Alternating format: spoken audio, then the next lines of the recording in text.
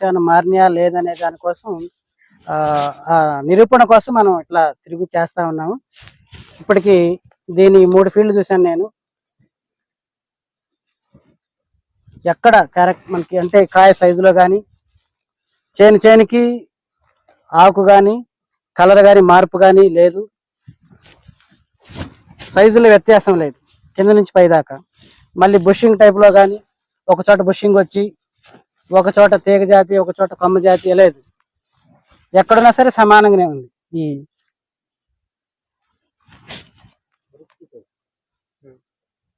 జమీందార్ అనే ఇత్తనం